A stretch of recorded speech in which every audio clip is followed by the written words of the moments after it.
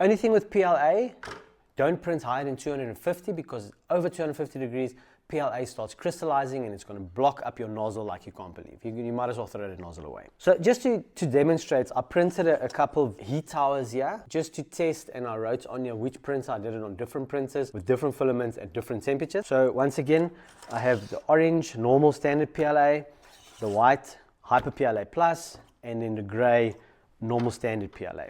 So yeah, I printed on my new printer, my V3, which runs at almost 500 mils a second. For standard PLA, I turned it down to 200 mils a second. This one I printed at 220, and then I did the same test at 230. And now you can go and compare these two models for yourself. You go print this, and then you can see what is the best temperature for me to print at, or even print speed. You can go and calibrate.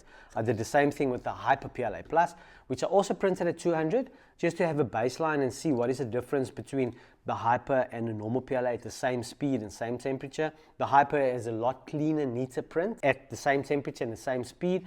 So at 220 and 230, it's a much neater, cleaner print at 200 mils a second. I can crank this up to 300, 400 mils a second, and your print quality should stay exactly the same. It shouldn't degrade or your quality shouldn't drop. For interest, I printed SA Filament, same settings, normal PLA, it's not Hyper PLA. Same, once again, 220 to 230, so even if you go compare the 220 on the V3 and the 220 on the V3 on different filament, different companies, different manufacturer, but also both PLA, it's very similar results. So ideally, for every roll of filament that you open, you need to go do this temperature tower test and see where is the best temperature I'm printing at and where's the best speed I'm printing at.